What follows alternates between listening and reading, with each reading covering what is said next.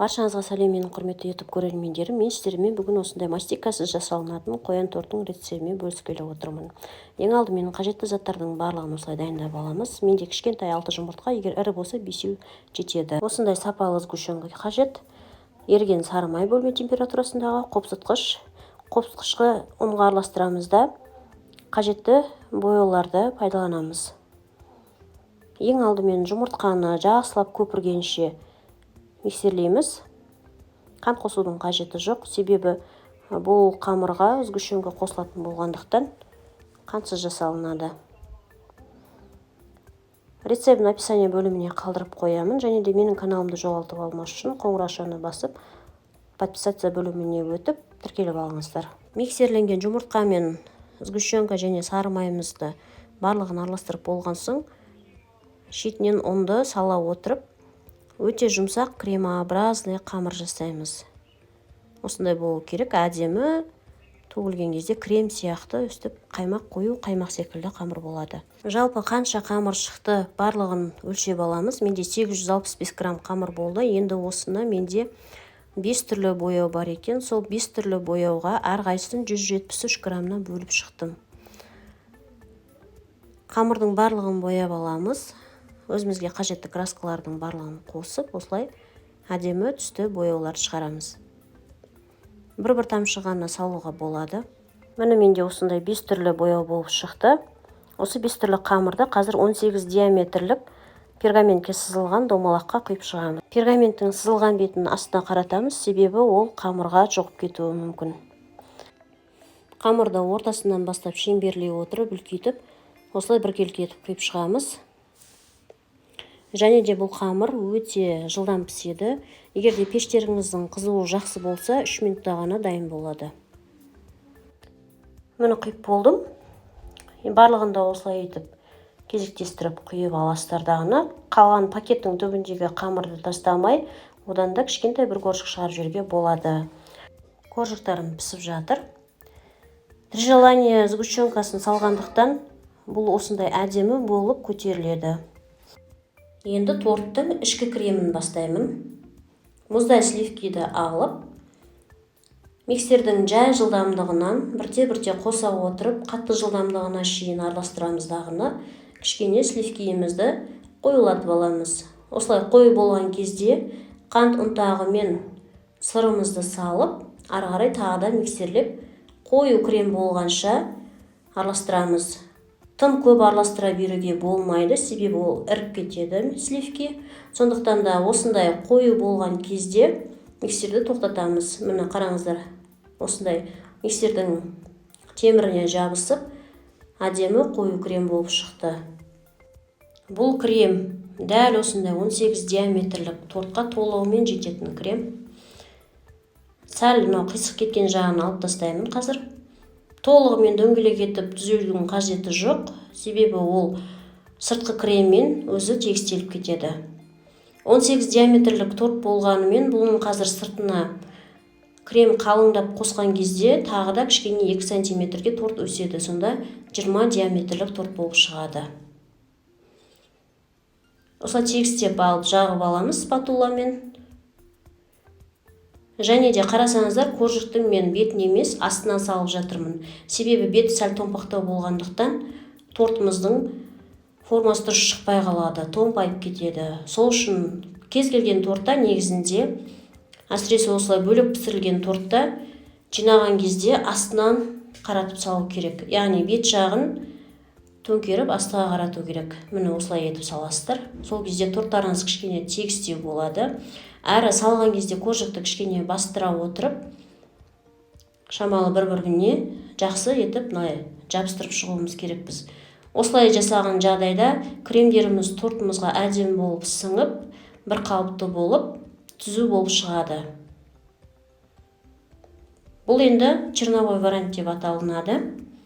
Яғни торттың ішкі бөлігін жай ғана осылай кремі сіңіп, әдемі болып, дәмі керемет болу үшін алдын ала 3-4 сағатқа ацетатный пленкамен орап, не болмаса кальций болса кальцийға да кигізіп қоя салсаңыздар болады. Егер болып жатса, екеуімен де осылай қаптап тоңазытқышқа қойып қоясыздар. Енді қоянның құлақтары, аяқтары деген сияқты жаңағы ішкі печеньесін дайындаймыз. Ол үшін кішкене 2 қасық балға бөлме температурасындағы еріп тұрған сары майды құйып, газға жақсылап ергенше ысытып аламыз. Ал жұмыртқа мен қантты бөлек араластыра отырып, ысыған майға осылай соданы қосқан кезде көпіреді. Сөйтіп жайлап құйып отырып қамыр жасаймыз. Бірден құйып жіберуге болмайды, себебі ішіндегі жұмыртқа пісіп қалады. Осылай жұмыртқа мен сары май екеуін, бал үшеуін барлығын араластырып болған соң ұнды саламыз. Менде ұн негізінде сәл аздау болып қалды. Соңғы ұнымды қосқан едім, 160 грамм шықты. Ал сіздерде негізінде 200 грамм болу керек. Бетін жауып, тоңазытқышқа қойып қоямыз. Енді мастикамен қалай жұмыс жасаймыз? Менде Авалетте деген мастика, мынау жазу жазғанға, фигуралар жасағанға, кейде гүл жасағанға да қолданамын. Молтты осылай міндетті түрде крахмалдап аламыз. Жүгері крахмалын жақтым.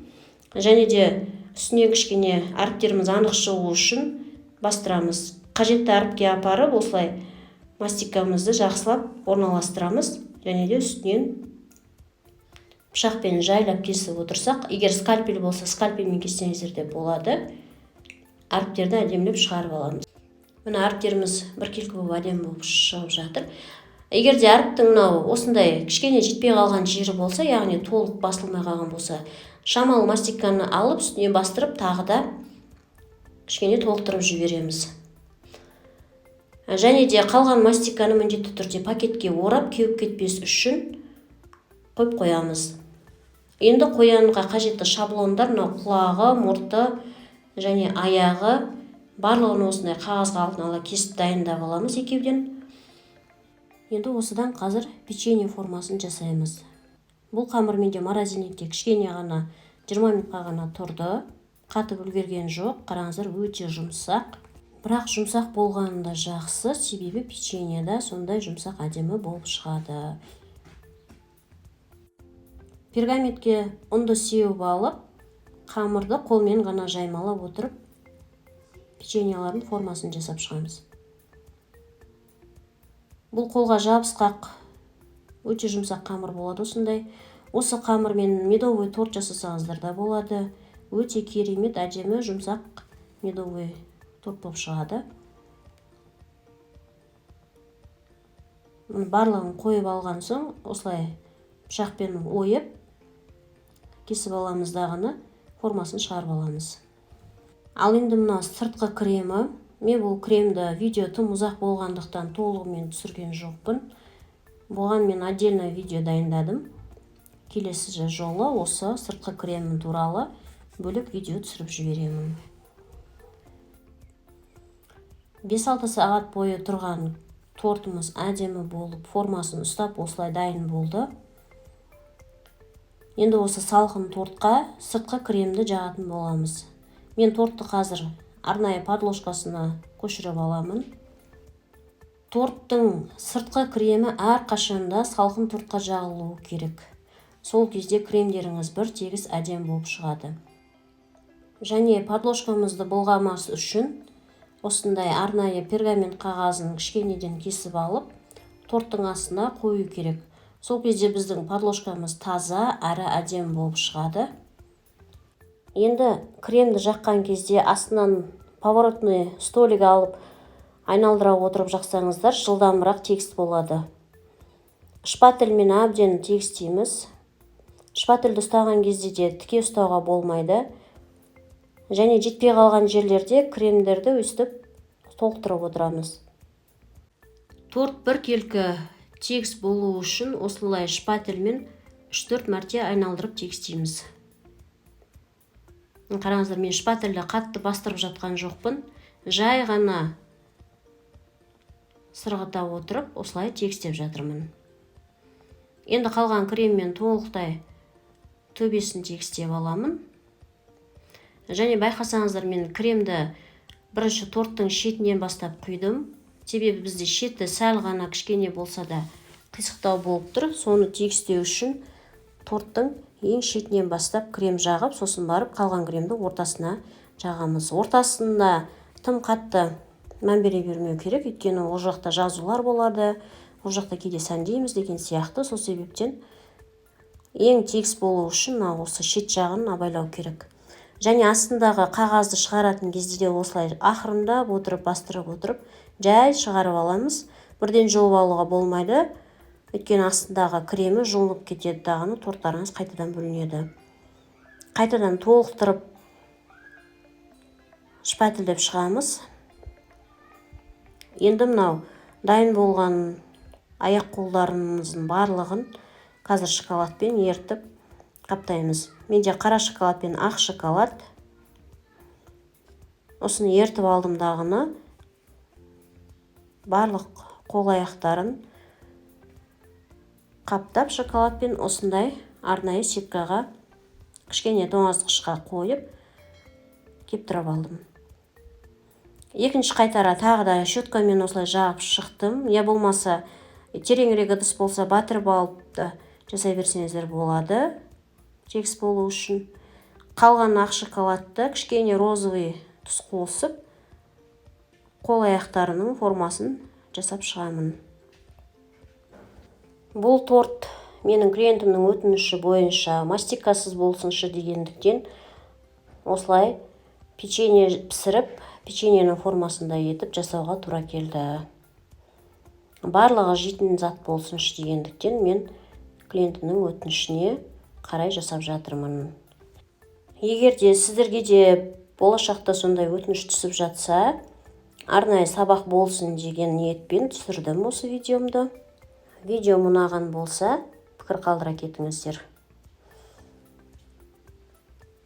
Мен осы видеоның астына описание бөліміне осы торттың диаметрі қанша және де килограммы қанша болатындығы туралы, яғни сатылым бағасын қалай шығаруға болатындығы жайында толық ақпарат қалдырып кетемін.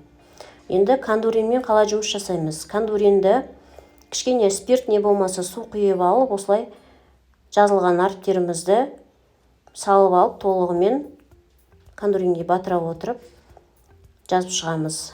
Міне осындай кондуриндеріміз әдемі болып жазылып шықты.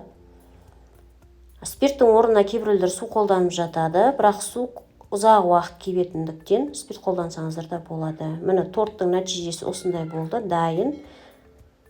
Келесі видеоларда көріскенше сау болыңыздар.